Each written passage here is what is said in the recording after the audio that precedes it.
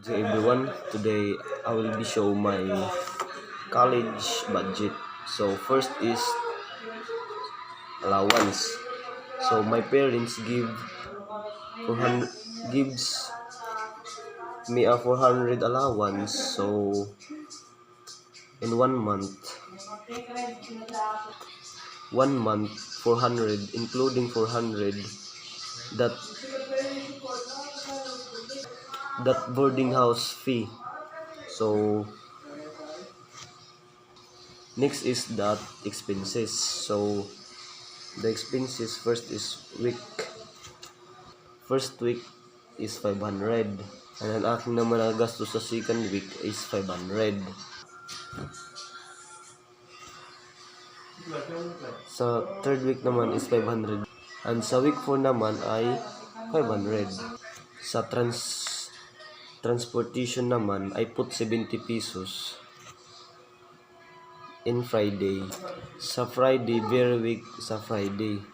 In afternoon lang ako nakakauwi. Then 70 pesos ang pamasahe papunta sa amin.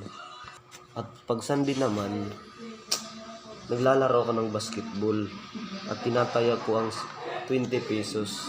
Kaya then the total expenses is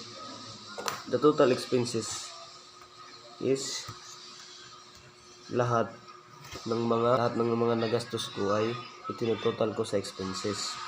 So sa week 1 which is 3,170. Sa week 1 naman, naggastos ko lahat is 3,100. May college budget from week 2 sa expenses, wala akong nilagay kasi wala akong binabayaran sa lugar, regular payments na blanco.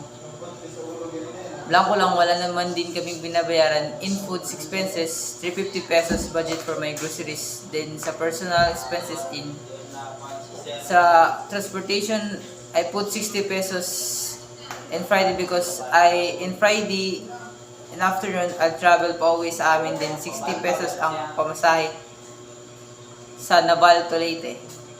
Miscellaneous, pag Sunday na pupunta ko sa simbahan, yung 10 pesos na yan ay halad din sa total expenses. Total ko lahat, mga nagasto ko sa 2 week, which is 1,000 pesos. From my college budget in week 3 expenses, wala din ako nilagay kasi wala akong binabayaran sa regular payments naman.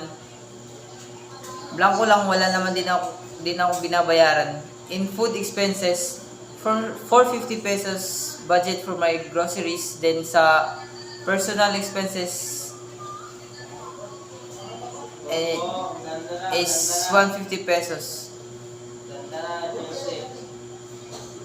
And transportation also, I put 60 pesos because in bus every Friday in afternoon I'll travel pauwi sa amin.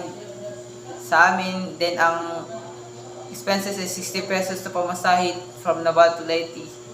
From miscellaneous, pag Sunday na pupunta naman ako sa simbahan, yung 10 pesos na yan ay halad. And all over the expenses in week 3 is 1,450. Last is week 4 in housing rent. Ang bayad namin ng housing rent is 1,000 at inilagay nakin dito sa week 4 because kada last ng month kami nagbabayad. At so regular payment naman, blanco naman kasi wala naman akong binabayaran. And in food expenses is 20 pesos.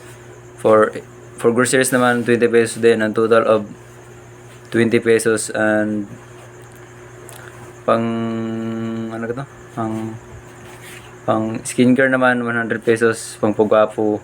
At total expense is 100. And transportation naman 100 kasi papunta ng Paralan 50 at